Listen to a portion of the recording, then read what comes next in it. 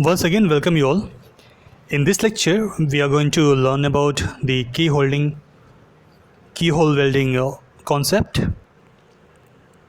So basically, the welding process imply the following three steps of joining.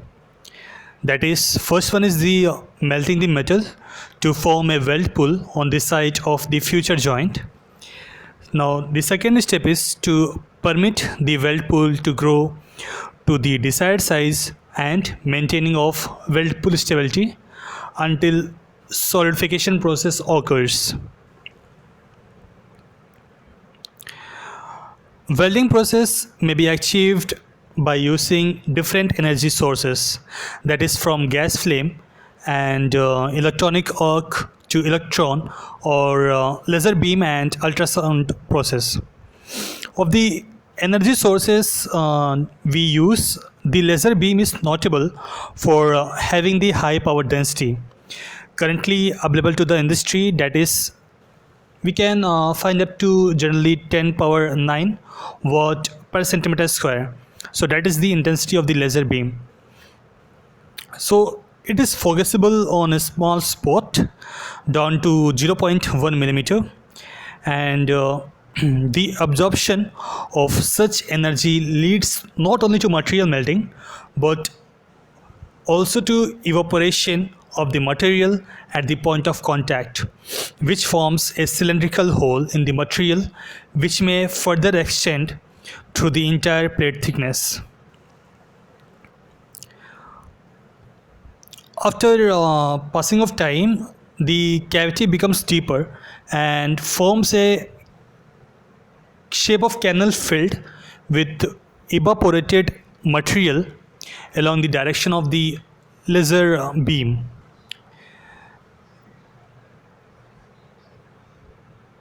The canal or keyhole is prevented from closing by the interaction forces of the vapor pressure, the hydrostatic stability of the molten material, and the surface tension forces.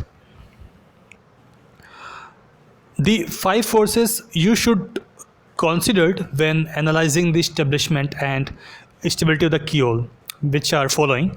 Here, the first one represents recoil pressure, which arises from particle evaporation at the surface. The second one, that is PV, represents the vapor pressure, which is caused by the metal vaporization. And the third pressure represents the beam pressure, which occurs from impinging photons and electrons. And the fourth pressure represented here is the gravitation pressure. In case of deep keyholes, we generally select that pressure.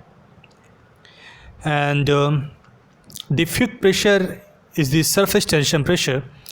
So surface of the keyhole acts like a cylindrical elastic membrane and collapses the keyhole when the energy density falls below the critical level. As you can see in this diagram that as the laser focusing point moves along the joint, a hole is traversed through the material with the molten walls sealing up behind it. The laser beam is reflected multiple times on the wall of the keyhole, and the molten material of the keyhole walls absorb nearly all powers of the beam. Now, if we consider with high welding speed, the process gives a parallel sided fusion zone, generally narrow welded, and high welding efficiency. Less energy is spent on unnecessary heat compared to traditional welding process. The weld depth may be 10 or more times greater than the weld width, and the high accuracy and reduced distortion of the keyhole welding have made this process common in many applications requiring deeper welds.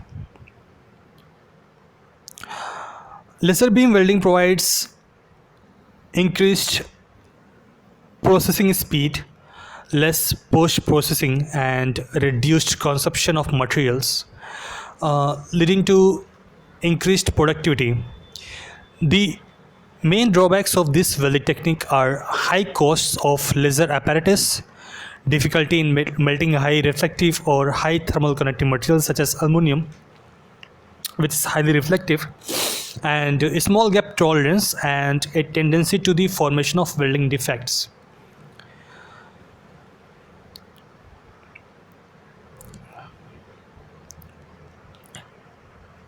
Nowadays, we generally focus on the methods to increase the efficiency of the laser beam welding process, which is an important component of the modern deep penetration laser welding research. Now, in the next section, we are going to focus on the laser and various factors which affects the process efficiencies. So, for now, thank you.